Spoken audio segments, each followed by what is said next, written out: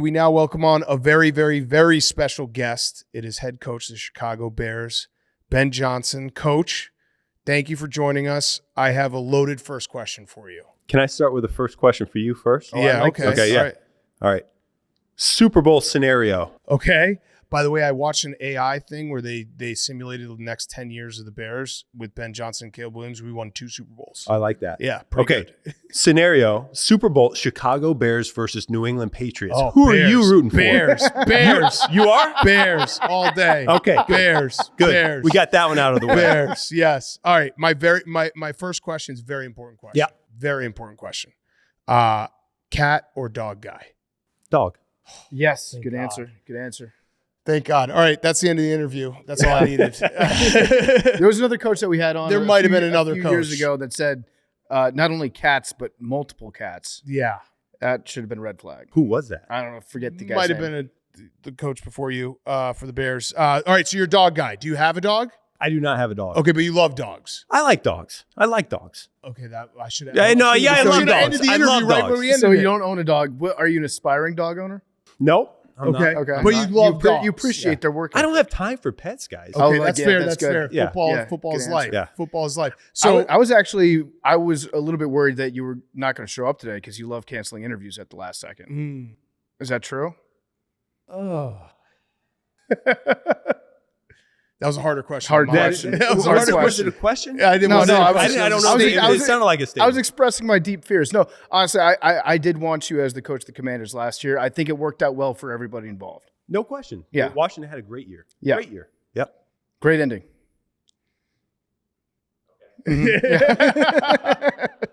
All right, so you've been the Bears head coach for over a month now. Has it kind of settled in that you are a head coach in the NFL? Like it's pretty damn cool. Like has it started to be like, whoa, I'm actually running this organization?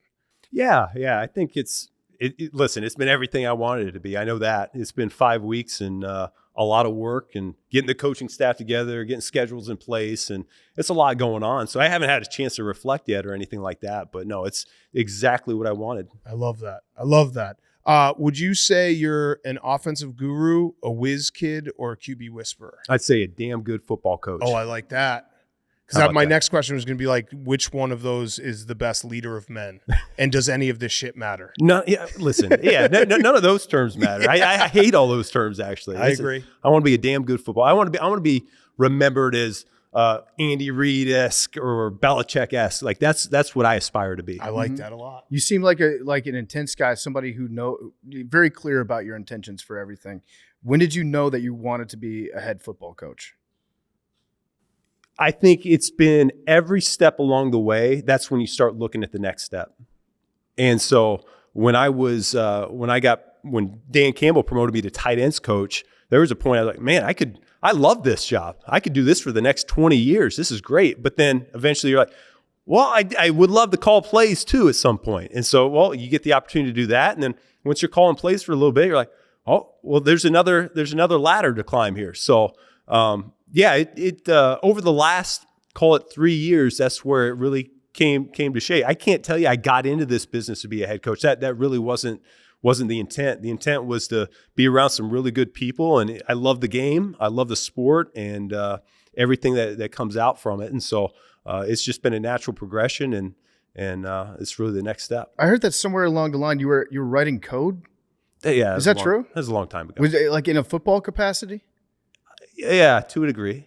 What does that pretty mean? cool. Like what, you were watching film, figuring out like ways to arrange data, or what was that? Yeah, so it was a way of taking what was ever already inputted into the system and organizing it a different way. So, listen, it's not fun or sexy to talk about. I don't think we need. That's to, pretty cool. It's an interesting ability that you have, because if you were to go back 20 years, how many football coaches have ever written code trying to organize their systems? It's probably 0%. There's probably right? not many. Yeah. There's probably not many. Yeah. I mean, that's pretty cool part of your past. I'm sure that getting to this point where you're a head coach of the NFL is an incredible accomplishment. I know you have a lot more things you want to accomplish, but like being a code writer, I can't imagine that's, like PFT said, there's probably not a lot of guys who've coached the NFL who did that. That's pretty damn cool.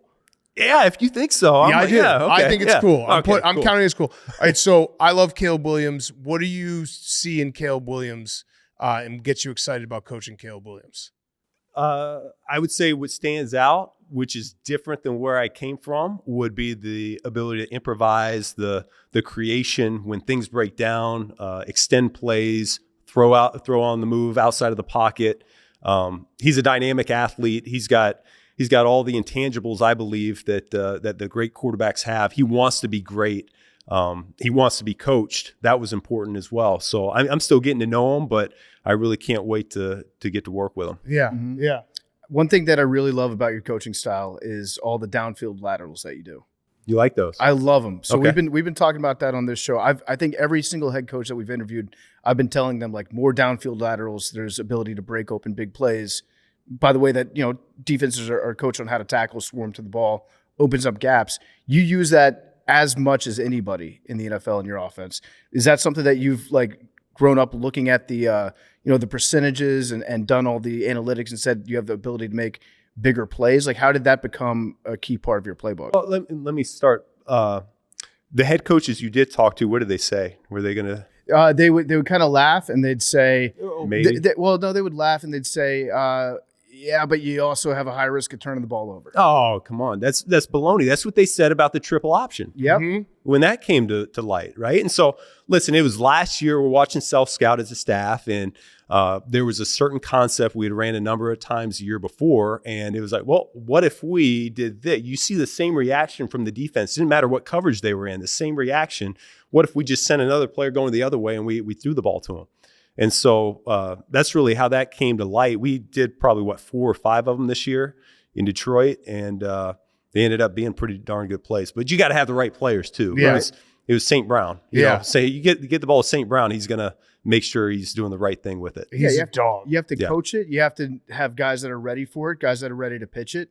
And if you watch rugby, there are people that are very capable of, while they're getting hit, offload the ball, boom, break it for a touchdown. Well, you see Kansas City do it, but that's a little bit more ad lib, I feel like, whereas we were a little bit more detailed about the relationship. But like I said, the triple option, I'm sure when that came out years ago, everyone was like, what the hell is this thing? And, I feel like this is just our version of the triple option, modern day triple option, if you will. Yeah. How deep is your bag? It's deep, right? Oh, it's deep. It's deep. All right, so settle this debate, though, because every time this would happen to you where you guys would run a trick play, even specifically the one you ran against the Bears where Jared pretended to fumble and then hit that touchdown pass, and everyone's like, why would you run that in the regular season? I've always thought you're just giving the defense you're going to play down the season another look they have to be ready for. So if he trips even a little bit, they're like, oh shit, there's another trick play. Is that kind of how you look at trick plays? Like there's no, hey, we're trying to hold something back because we're just making it even harder for them to game plan. You don't know when they're going to be good again. Right. Because they're really predicated on the defense you're playing that week. And so if you're going to invest the time and the energy to install it and practice it on the field, then why wait what could be another 4 weeks before you actually get a chance to run it? Right. You might as well capitalize on that opportunity right now. And not to mention, there's a million plays you can run. There's a million plays, and we've only scratched the surface of what we're capable of doing right now. Yeah. And so, we'll scratch one of those million off the list, and okay, we got a bunch of them left. Let's go on to the next one. That's a deep bag. Do you ever find yourself like maybe even when you're sleeping or just like, driving and something pops in your head, you're like, oh, found another. Yeah, it happens. The best times are in the shower. That's where there we go. Yeah, you got nothing else to do, but your mind's on football in the shower. That's where the best ideas pop up. Ben Johnson is beating you from the shower. I like that. I like that. I haven't heard that one before. Do you have an overall football philosophy? Yeah, and this stems from John Shoup, who actually coordinated at Chicago early 2000s. He was a coordinator when I was a senior at North Carolina. Caleb Presley knows him very well. And he used to say, we want the same things to look different and different things to look the same. And so really that's the starting premise for offensive football. That's what it was since I took over as a play caller. I like that. Wait, the same things look We're different. not smart. Different so we things to break look the that down. same. Same things look different. So you different want, things look when the you're doing same. different things, you want people to be like, oh, they're just running their vanilla offense. I think And I'm going to then- dumb it down. It's yeah. kind of like a delivery of like a fastball and a changeup come from the same arm slot. That's right. Okay. That's right. I got it now. That's I right. think. Yeah. I think. That's right. How important is a running back for you? Very important. Yeah. Was very fortunate to be around some good ones over my career. And I think the best ones, what they do is they elevate the players around them. And so really they've been the tone setters, the best offenses I've been a part of, the best teams I've been on. That running back position's really been vital in terms of getting the game going. When things are going in a lull, which will happen from time to time, get it in his hands and he'll pick us back up again. And so, no, the running back position's huge. Okay. So, like, if there was a great running back that was around in the draft, you'd think, man, that guy would be important. Certainly. Mm-hmm. Yeah, I would think. That's a good answer. I would think that way, too. That's a good answer. I like that you've already you're very comfortable doing I know that I'm getting too close to something and I can't give away too much information. So I'm going to sit here and smile and let you guys figure it out. You're beyond your years on that. When you were working with Coach Dan Campbell in Detroit, one thing that we love about Coach Campbell is we think that he's actually very, very smart. He's a super smart guy, and sometimes he likes to toss a little red meat out to the media to get them talking about a lion on the sidelines instead of trying to actually figure out what he's up to in the games. But I think he's an underrated, intelligent coach. He knew exactly when to go for it on fourth down according to actual statistics.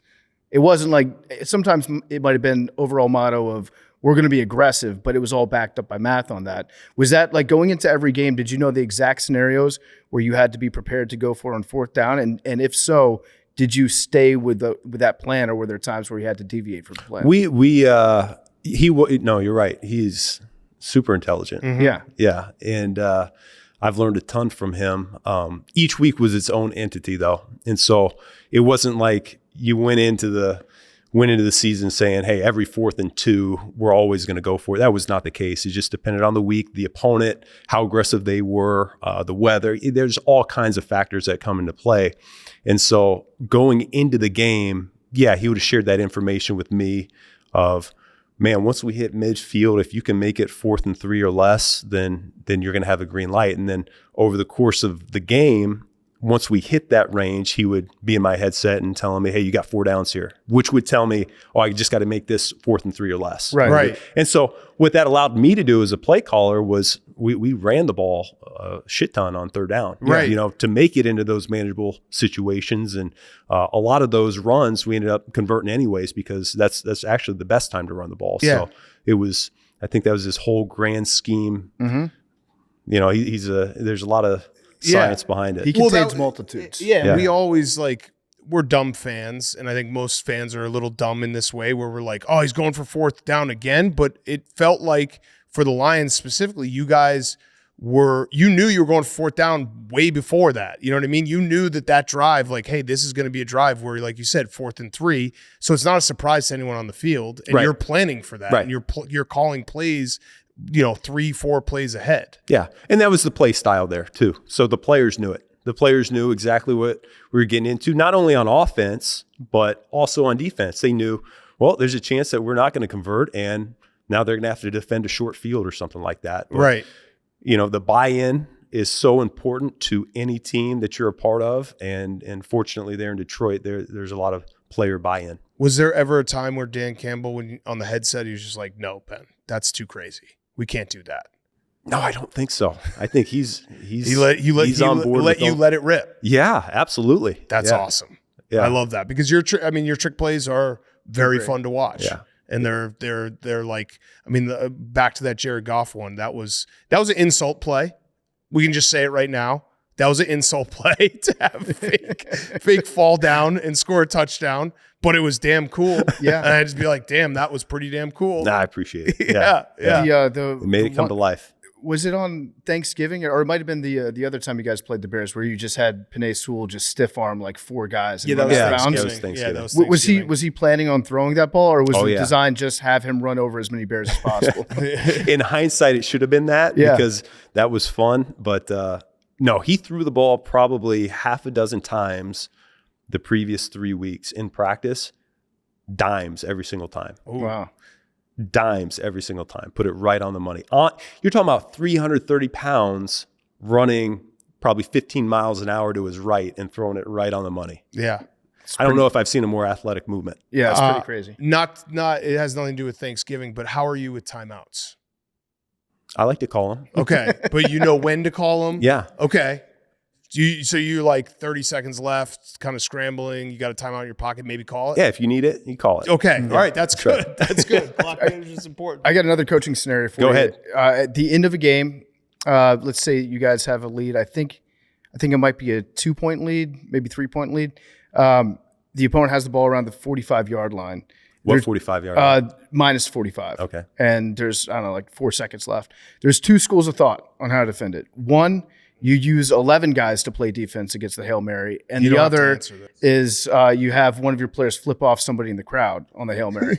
So I know you're an offensive guy, so maybe this hasn't occurred to you. What would you do? You said I don't need to answer. You don't have to answer this. Okay. You know what? I'm going to speak on his behalf. He doesn't have to answer this. Okay. That's very fair. This is just the me gloating. Worked portion. out well for Washington. Yes, it did. And I think it's worked out well for everyone involved. Yeah. Sliding doors. We got to interview Caleb on the podcast back in August of last year. And I asked him this question. I'm curious to know your answer to it as well. But if there was a button that you could press, and if you press the button, the Bears would win 10 Super Bowls, but one random Bears fan would die, would you press that button? Whew. I already gave up my life. So as long as they build a statue being like, he died for 10 Can I Super not Bowls. just give a body part instead? Yeah. Pinky? Yeah. Which Pinky. body part would you Well, sacrifice? I've got the 3 kids. My wife is already telling me what I need to do next. Uh-huh. So I guess we can go with the testicles. That right? Testicles, That works. Done. Wait, She said I'm good. you didn't have to do both of them. You could have just said one. One's fine. Okay, just one. There you Give go. us both. Uh-huh. All right, I got a tough question for you. Would you rather have 5 Rolls-Royce Spectres, a beachfront house in Miami, or a 100-foot boat? I guess the beachfront house, Miami. Okay, the correct answer was all of them because you make $13 million a year. Says who? You can afford all of them. Allegedly. Allegedly. Yeah, you can afford all those. That's pretty cool, right? That's cool. Here's a question from a mutual friend of ours. How much do you squat? Oh. I don't know where this question's going. I don't know. asked Jared if he had any questions. His was That was Jared This Goff's was Jared question. Goff's question. How much do you squat? So I don't know if you could say none or I go ass to ankles. Okay. And so I probably could get 405 right now. Whoa. That's pretty good. You don't look like a guy like that's. What 405. do I look like? I don't know. I didn't know where the That answer was was going to go. I see. 405 is pretty insane. You look like you're built like a steel trap. Thank you. Do you squat a lot? Okay, yeah, once a week. Okay. Yeah. 405 is legit. Damn. Do you get Built. You get in the weight room with the guys? No. But they've seen me. They've seen me occasionally. Yeah, you got to let them see it. Just every now Listen, and I'm no Campbell or Vrabel. I can tell you that right now. then. Yeah, I mean, Those guys are Dan Campbell's. bosses. Yeah, He something said else. he works out in the shower. I heard that. does. I'm like, You're thinking of plays. That's actually a perfect microcosm. Really, you're drawing something up in the steam on the glass door. He's over there banging out some push-ups. let's get ready to rip. There's levels to this. Yeah. Is there a chance that Rome Odunze is going to be in the slot this year? oh yeah. We're Okay. moving around all over the place. I like that. Uh-huh. Multitudes everywhere. Oh yeah. Yeah. Get multiple. Same things looking differently and different things looking the same. I love that. I've got a serious question. So you went back to Detroit a couple times when you had offers to be a head coach elsewhere. You want to make sure that you were ready. You were committed to the team. I thought, actually probably a smart move. You're not ready to go until you're ready to go. And then the Bears position opens up. Now you go to the Bears and you have to play the Lions twice a year. Did that influence your decision one way or the other? No, listen, I think when you go from coordinator to head coach, you're looking for a great situation. And that's what I felt like Chicago had to offer. I felt really strongly about the ownership, George McCaskey, president, Kevin Warren, Ryan Poles, obviously. I felt really strongly about that setup. And I felt like we could win not only in the near future, but long term as well. But just as a consequence, it ended up being in the division. Is it ideal? Probably not. Because I have a lot of love and respect for those guys that I just came from, but it'll make a couple Sundays each year a little bit more fun. Yeah, it will. Yeah. In terms of play calling, you're going to obviously call plays, but you're also going to be the head coach. Have you like, how does that work? Are you not worried about it, but it's obviously a difference because you're now worried about the whole team, but also calling the plays. Have you talked to anyone who does that? I know Sean McVay still does that. Some other guys. Have you talked to anyone who does that and like tried to figure out, all right, this is what it's going to look like. This is how it's going to be different? Yeah, and I experienced it when I was in Miami. Gase was the head coach, and he was calling it. And listen, what I've done, what I've tried to do at least when bringing all these guys together is what are my strengths and my weaknesses, and trying to shore up all my weaknesses. So I know on game day I'm going to have a lot going on, and that's where having Dennis Allen in the building and on the sideline is going to be huge relief because he's been there, he's done that. I have a lot of trust in what he can do on that side of the ball. Richard Hightower is a carryover coach for special teams. He's got a lot of skins on the wall, highly respected special teams coordinator. And then there'll be a game management portion that's up in the booth that'll have to be my eyes up top to help navigate some of those processes so that we don't fall into some traps there at the end of the game. Yeah, because I'm always just amazed when guys do that. Like when they show Sean McVay sitting on the sideline, he'll like sit on the bench calling up the next plays. I'm like, but you're also the head coach. But again, we're dumb. So yeah. Well, it's all about the people you put around you. Yeah, you know? It's what it comes down to. Help us. 28 guys that you have on your staff. Yeah, we got a great mix of experience and energy and I think idea guys. So I feel really good about where we're at. Are you an acronym guy? Do you have an acronym? No acronyms. Okay, Nope. love that. Love that. No That's shortcuts. a great answer. That's a great learn the whole answer. motto. Dog guy, not an acronym guy. Love that. Okay. The center position, I would assume. I mean, you're going from obviously the Lions had an incredible offensive line. Bears are in a transition, trying to figure it out.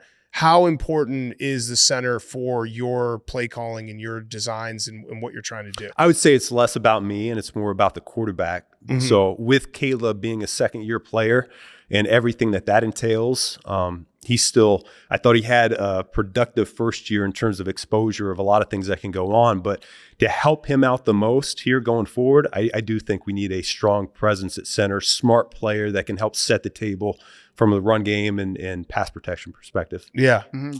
Do you feel like your mastery of offense gives you a better insight as to how to like lean in and give some examples of like to your defense coordinator, some ideas that you can pass along? Be like, hey, if I want to stop this, here's what I would do. Yeah. We'll have those conversations, and certainly within the division, I already have a good feel with some of these teams in the division what may or may not be good ways to go against those teams. Do you hate the Packers? I don't like the Packers. Yeah, hate's a strong word, but no, I don't. You hate them. What about you do? You do. You don't know it yet, but you do. What about this shot at our friend Matt LaFleur? I liked it. It was kind of different because a lot of times when a Bears head coach gets announced, they'll be like, we got to beat the Packers. You just kind of threw a subtle one in there. Do you know him at all?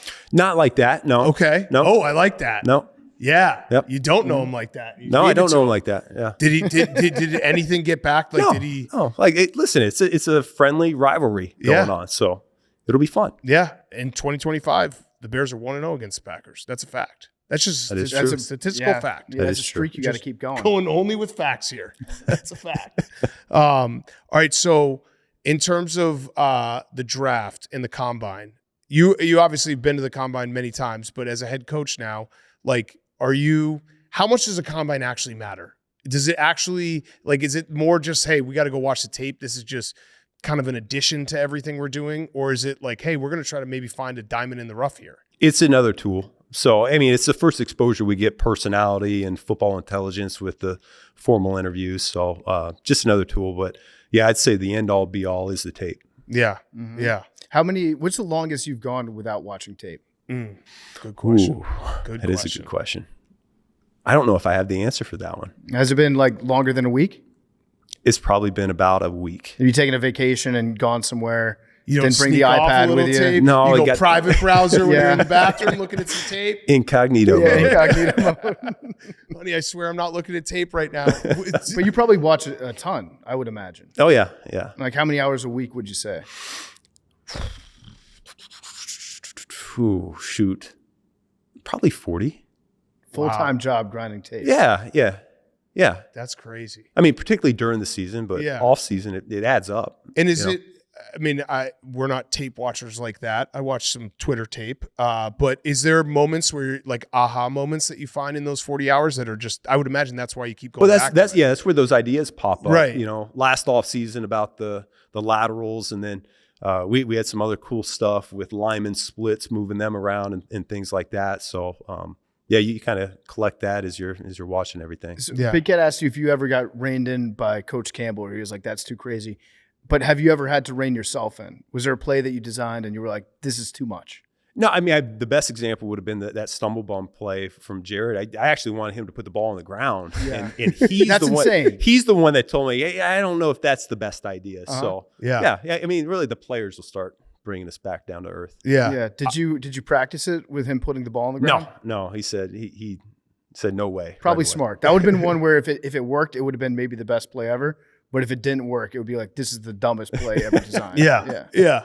Do you have a certain amount of shots that you always want to take in a game? Like you're like, all right, we got to take at least 5 shots, or it's been this long since we've taken a shot. Changes each week. Yeah. So it depends on the opponent. But Yeah. some weeks you'll say, hey, we need 1 each quarter. Other weeks it might be a little bit more conservative than that. Yeah. But yeah. I got a play call for you. Yeah. What do you got? It's called the fake punt. Yeah, I can already tell you're intrigued. So you line up for a punt. You fake the punt like you're going to run a fake punt. So like maybe the punter catches it and like pump fakes, but then he punts. I like it.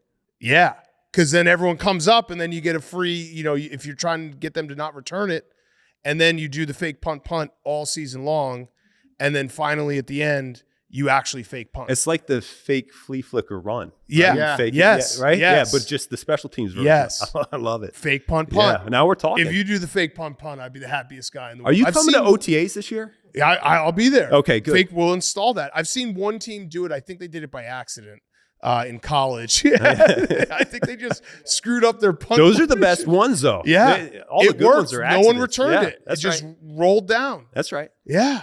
My, Fake punt. my overall football philosophy is that the check down is always open on a flea flicker. Mm. Always. So you can get 7 yards every time on a flea flicker. Yeah, I agree with that. Every single time. You Yeah. got the tight end dragging across, make a whole offense out of that. Yeah. I'm also very stupid. I apologize. Do you like shovel passes? Okay. Why not? It's just been feast or famine. Yeah, I like a little bit more consistency. Okay. So I like yeah, that. Yeah. Yeah. Yeah. But there's a time and place. Sure. Yeah, I like to keep 'em- dabble. Keep them off the, Do you like sometimes shovel pass. do you like fullbacks? Yes. Love that about you. We have a fullback award, which you are more than welcome to have a vote for. I did not know that. The low Yeah. man trophy. Yeah. Okay. Yeah. We've been doing it for, 6 or 7 Tommy years. Crow from Boise State won it last year. Really? Yeah. Yeah. You How many probably watched a lot NFL of teams tape. have fullbacks these days? Not enough. Not a Yeah, lot. you probably count them on one hand at this point. They're Yeah. coming back, but it's more like an H-back where you have to be able to be a fullback and a tight end and a lot of different stuff. Yeah. But there's something. I mean, what are your thoughts on bear football? On bear football? Yeah. Bear weather. Chicago Bear bear weather. Oh, I football. love it. Yeah. Yeah. Bear weather's great. It's going to be a weapon for us. Yes. Get some of these dome teams in December and January. It'd be perfect. So when me and Big Cat watch games, sometimes we just scream at the TV that you have to establish the run. Is that important too? Because you're a math guy, you know that if you run the ball more frequently, you end up winning those games based on the numbers afterwards, which has nothing to do with getting a lead and then running the football to drain the clock or anything like that. But what are your feelings on establishing the run? Depends on the week. Depends on the week. That's not every week. Mm-hmm. Yeah. And yeah, There's different ways to win. yeah, Yep. okay. The choice to come to the Bears, I know you talked about it a little, a few minutes ago, but it seemed like it happened pretty quickly. How did it go down? Obviously the loss happens on Saturday night, and then Sunday, did you look at all your options and then wake up on Monday and be like, all right, it's Bears? Well, I think it started with having that first round bye. The years prior, didn't have the ability to really think through some things. And so we had some time off, and all 4 interviews that I took, I was able to actually think about going into a little bit. And so I had a very good feel that this is the direction I wanted to go. I'm not saying necessarily Chicago at that point, but I knew I wanted to be a head coach this cycle. And then once I got on the interview, and it absolutely clicked with Chicago and the leadership group and Ryan. I love Ryan. I felt really strongly about that place. And so that's right when that happened, it got off the call and it's like, this is where I want to go. Yeah. And so, the season ended in such an abrupt fashion. Give Washington a lot of credit because they earned that thing. But was really planning on going deep in the playoffs there and making it to the Super Bowl. So it was a tough way to go out, and it all escalated very quickly after that. Had about 48 hours of exit meetings and everything, and then it was, this is what's going on, and let's go ahead and get it done. Yeah. Yeah. What happens in an exit interview? The players come in, they have their physicals and just to make sure they're healthy, and then they'll meet as a team, offense, with your position coaches, and then some guys would come by my office as well as the coordinator and just, what do I need to work on or things like that. Honest thoughts? Yeah. Yeah. So It's a crappy time of year. it doesn't seem like a very fun Yeah, day to be 31 at the teams. office. It's the worst day of the year. Was there a part of you when you took the Bears head coaching job where you're like, I'm losing a little bit of being the hottest name every single cycle? You're like, I'm kind of giving this up. Because you're the hottest name part of me would be like, I just kind of want to keep getting talked about like this. Like you can't get talked about like that. Yeah, it anymore. wasn't really part of my thought process. Okay, that would have been part. I would have been like pros and cons. Like people aren't going to say that I'm the next genius. You know what I mean? Now I'm gonna have to prove it. I probably would have pussied out and been like, I'm just gonna stay being an assistant. Yeah, it's good. It's good having undefeated as a head coach. Right. The hypothetical of you as a head coach was incredible. Now you actually got to prove it. Well, AI AI said 2 Has it Super ever been Bowls wrong? in 10 years. Yeah, that's facts. That's facts. I heard that when you did the interview with the Bears, you stopped at the last minute and you went back to them and you just said, I want this job. Yes. Is that true? Yes, Is that the only team that you said that to? that is. So that was the Bears were the one you had identified, like, just so you know, this is the one that I'm interested in. That's right. That's I imagine a very powerful thing to say at the end of a job interview to somebody. I would imagine so. Right? Did Yeah. you feel like they reciprocated in that moment? I think they like that. Yeah. Okay. Yeah. All right. I got one last question. This has been awesome. Thank you for joining us, Coach. Rowback question, RHOBACK.com, promo code TAKE, 20% off your first purchase, Q-zips, polos, hoodies, joggers, shorts, rowback.com, promo code TAKE. Last question. I know I joked about it with the Porsches and the mansions and all that stuff, but did you at least buy yourself something with the new contract? No. You didn't? No. Here's what happened is we found a house, and then my wife all of a sudden she's like, "Well, I want to redo the kitchen. I want to redo All right, so the that bathroom." counts. Yeah, like, so That counts as that's buying really something, yeah. that's where Yeah. that's where it's going initially. Okay. Yeah. Okay. Are you concerned about moving to Chicago? From our personal experience, at least mine, you put on a little weight when you move to Chicago. I need to put on some weight. I lose it during the season. I was down about 10, 15 pounds by the end of the year. That happens every year. Is that for just me. stress? I don't know what it is. Maybe. Okay. Yeah. I need that diet. I don't think that's going to be a problem in Chicago. Yeah. You keep squatting 405. Man, what do you bench? Not nearly as much. Okay. I'm, Norwegian, Scandinavian, so Yeah. I got the thick lowers. You know? What was your peak squat? Peak squat was probably like 455. Damn. Yeah. That's pretty good to still be at like pretty Yeah. close to it. Yeah. Yeah. Well, how old are you again? 39? 38. Okay. What about? We're old. Yeah, we're very old. Shit. What about peak bench? Where at your max? 315. That's not bad. Yeah. I can't get there. I'm nowhere near that now though. What are you doing on calf raises? Oh. I could crush you in calf How raises. many? I bet. Last question. How many Super Bowls do you have to win to become more famous than Caleb Presley, who you went to the same high school, both went to UNC? I think you not only have to win multiple Super Bowls, I think you got to get the trifecta. I think you got to get 3 in a row. Okay. To be more Yeah. famous than him. Yeah. Yeah. There's no doubt. Maybe have Glenny Balls come and pump up the boys one time. That would be nice. on a Sunday morning. Yes. Yes. I like where your head's I at got right his now. number. There you If you go. need a guy, I can contact you for him. Yeah, just eating big bowl of ice cream. That'd be great. In the If background Bears- of yeah, Win like a playoff game. It's like with a secret sauce. You guys- Glenny Balls. you guys get hard knocks, and then you give your big fiery first speech of the season. Glenny's just sitting behind you in front of the whiteboard, just eating, yeah. shoveling some Rocky Road It's not a in. bad thought. I mean, Yeah. it is very funny. You told us right before that you would watch Sunday Conversation like before games just to kind of chill out. As my pregame routine. Glenny Balls. That's right. is- What I mean, else? it's what a world. What else do you do what to would Glenny relax? do? Because Would he call this reverse or not? Yes. I feel like you're all football. What do you do to relax? Three young kids. I mean, they keep me on my toes all the time. What ages are they? 8, 5, and 1. Yeah. So I got my hands full. It's football and it's family. That's Love that. life right now. Love that. Yeah. All right. Well, Coach, thank you so much. Great talking to you, and let's go win some games. I'm staying 6 out of 10 excited. That's the limit. Got to win. Okay. Yeah, you're right. I said a lot of reckless shit last summer. Okay. Let's go win then. So we're gonna. Let's go win. I went and I looked at the process. We made some tweaks to the process. We go win, and then it gets back to 10 out of 10. I love it. Let's do it. It's a good plan. All right. Thanks, Appreciate Coach. you guys.